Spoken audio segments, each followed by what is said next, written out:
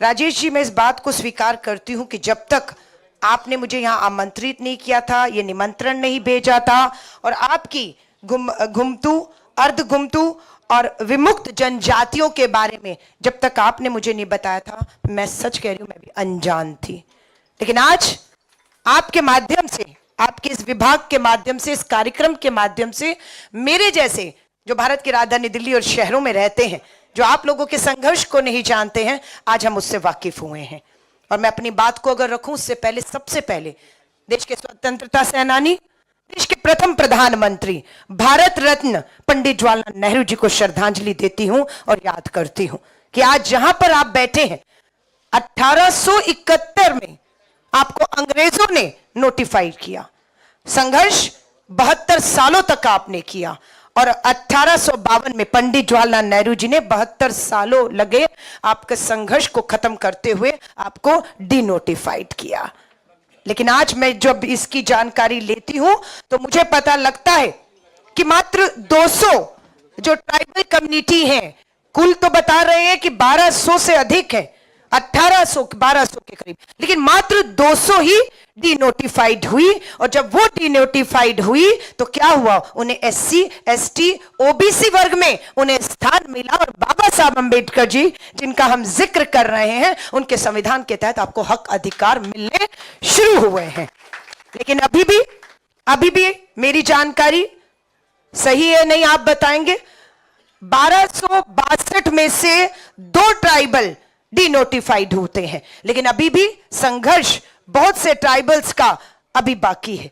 लेकिन ये संघर्ष खत्म करने का एक ही मात्र रास्ता है, वो रास्ता जिस पे श्री राहुल गांधी जी चल चुके हैं, वो रास्ता है जातीय जनगणना कराने का। भाजपा ने मंशा साफ कर दी है। भाजपा की हिमाचल की मंडी से जो सांसद है, उसने भाजपा को बेनकाब कर दिया ये कहकर, और उत्तर प्रदेश के मुख्यमंत्री ने भी ये कह दिया।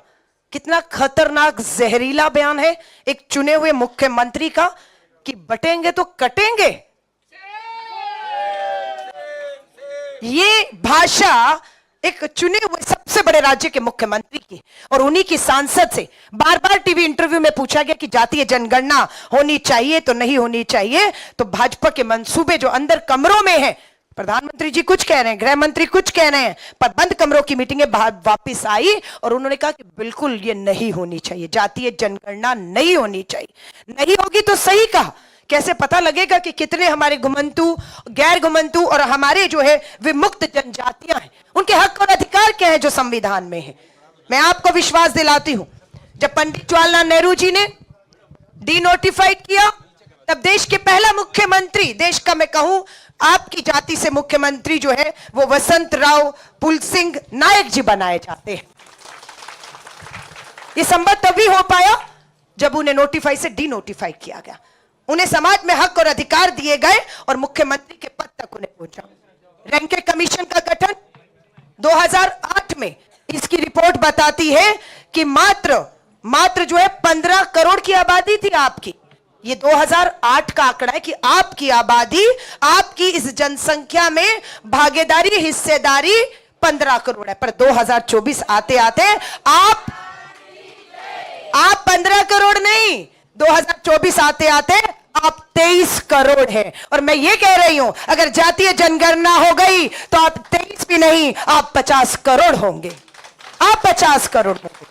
और ये जातीय जनगणना ना करवाकर आप किसी एक जाति का हक नहीं मान रहे, आप किसी स्त्री और पुरुष का हक नहीं मान रहे हैं, आप 50 करोड़ की आपकी जनजातियों से आने वाले लोगों का हक मारना चाहते हैं, जिसे भारतीय राष्ट्रीय कांग्रेस होने नहीं देगा, होने नहीं देगा।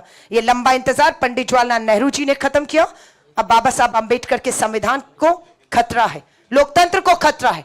लगातार बात होती है ये क्यों चूके। प्रधानमंत्री मोदी जी ने क्या कहा था, तीसरी बार 400 पार, क्या हुआ सच, बहुमत से चूक गए आप। क्यों चूके आप बहुमत से, किसने आपको हराया, किसने आपको बहुमत से दूर कर दिया, ये आप लोग थे। क्यों, क्योंकि वे जाति जनगणना के खिलाफ थे, संविधान में मिले हक अधिकार आपको देने के खिलाफ थे, इस संविधान को बदलना चाहते थे, इसलिए आपने उन्हें हराया है। दलित, एससी, एसटी, ओबीसी वर्ग ने मिलकर इनका जो तानाशाही का रथ था उसे रोकने का काम किया है। मैं आपसे फिर कहूंगी, थोड़ा धक्का और लगा दीजिए, थोड़ा धक्का और लगा दीजिए। मुकुल जी बैठे हुए हैं, जम्मू कश्मीर और हरियाणा के चुनावों की घोषणा हो चुकी है। सितंबर में 2 राज्य इनके हाथ से हम छीनने वाले हैं। और जैसे ही महाराष्ट्र बुल्डाना से आप लोग आए हैं, महाराष्ट्र और झारखंड में भी हमारे बहुत से आदिवासी भाई बहन आते हैं, और जिस तरह ही झारखंड और महाराष्ट्र में ये बाहर होंगे, आप देख लीजिएगा दिल्ली से बाहर हो जाएंगे। और आपके हक, आपके अधिकार, के राजू जी ने कहा है, ये राहुल गांधी जी का वचन है कि आपको आपके हक और अधिकार हम दिलाएंगे। आज मुक्ति दिवस के तौर पर मनाया जा रहा है, उसके लिए आपको हार्दिक बधाई और शुभकामनाएं देते हैं। ये संघर्ष न्याय का हक मिलने तक यूं ही जारी रखिएगा।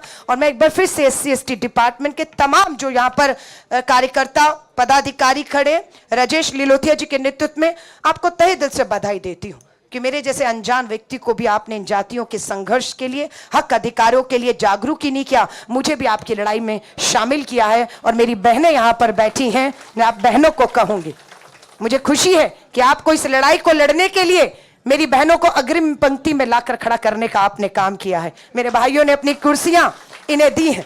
और मैं आपको यह भी कह रही हूं, ये 33% आरक्षण कानून पास हो चुका है। जिस दिन लागू होगा उस दिन इसी समाज की बहनें संसद में भी पहुंचेंगी, निवस्त्रों में पहुंचेंगी, अपने हक अधिकार की आवाज उठाएंगे, मुझे विश्वास है।